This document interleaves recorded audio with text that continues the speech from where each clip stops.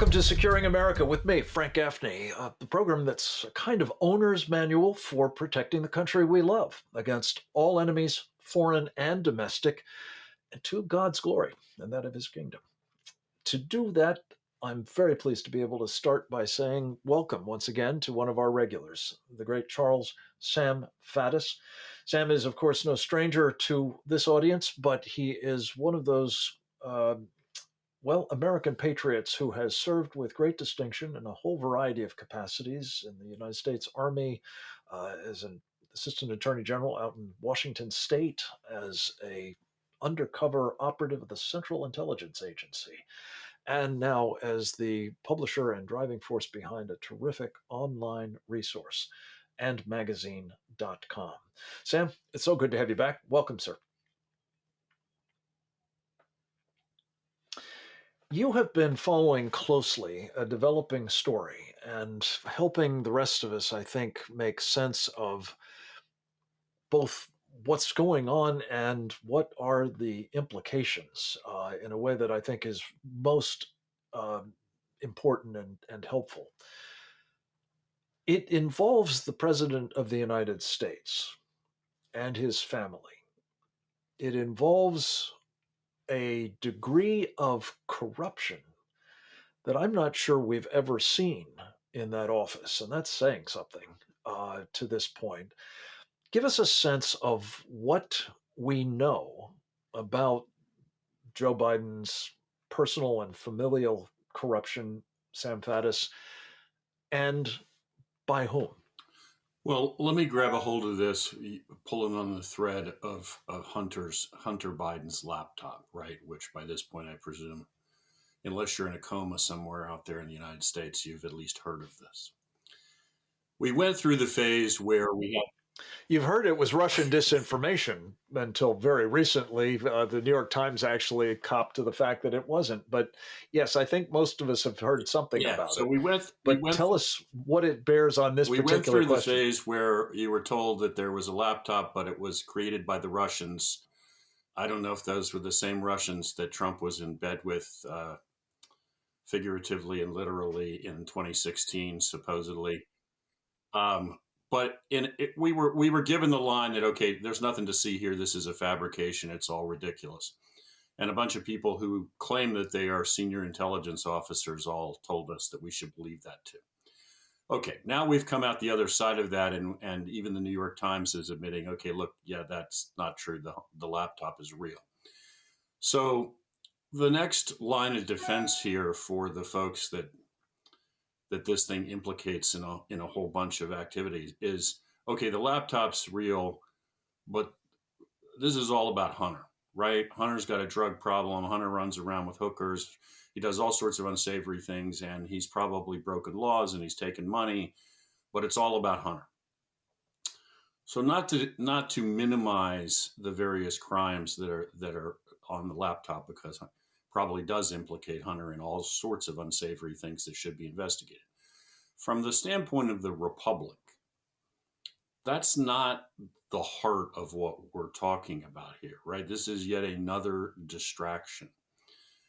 The point here is, as somebody who's looked at the hard drive and retains a copy of the hard drive, my opinion as an intelligence officer and an attorney, what you're looking at is a guy, Hunter Biden, who is a bag man.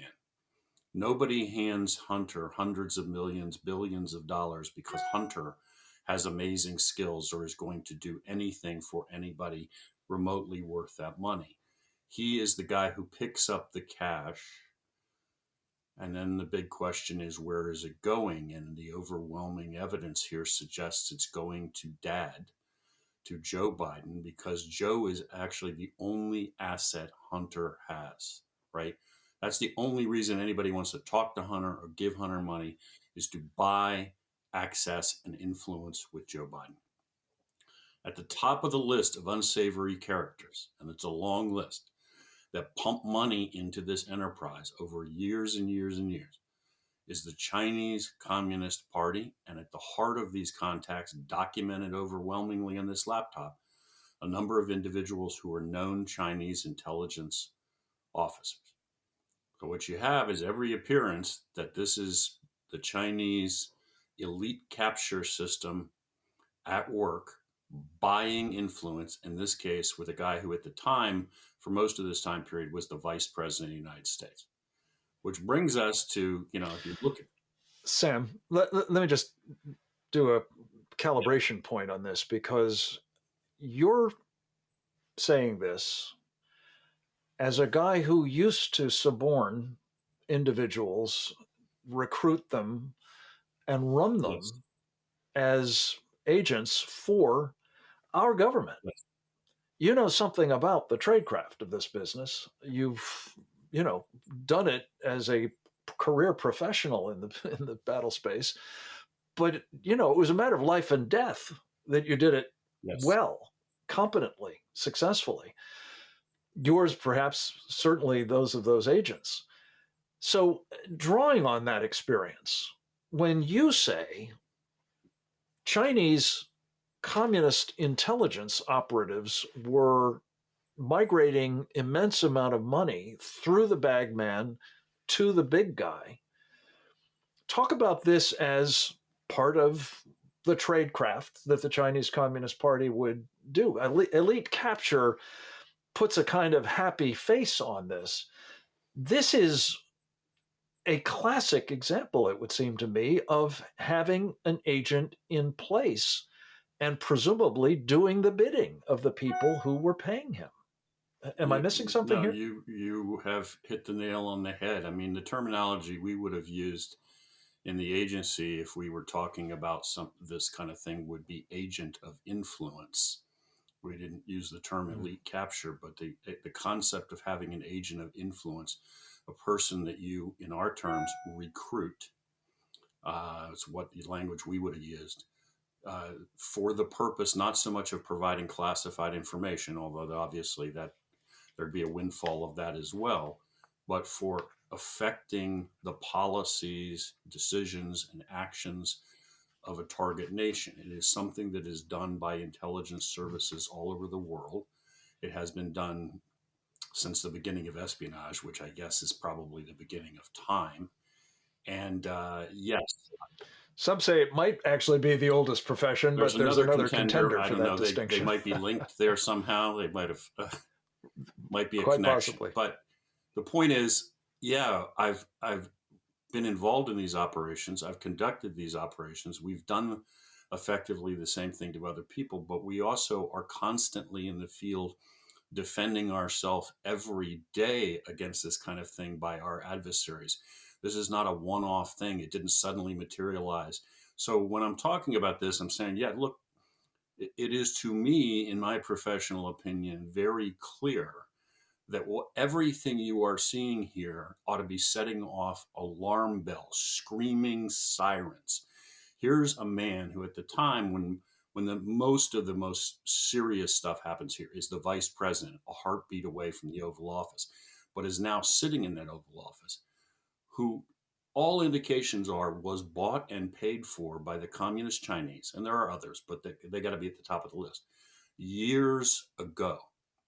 Now, that has to be the biggest counterintelligence threat we have ever faced, a threat to the Republic. And we ought to be turning on all resources saying, we cannot live with this unresolved. We have to get to the bottom of Amen. this. Hold that thought, Sam, because there's a couple of things that I want to come back to you on that flow from what you've just said and that underscore the urgency of getting to the bottom of this. We're going to continue this conversation with Sam Faddis about specifically something Joe Biden delivered of incalculable value to the Chinese Communist Party and what it means for all of us right after this.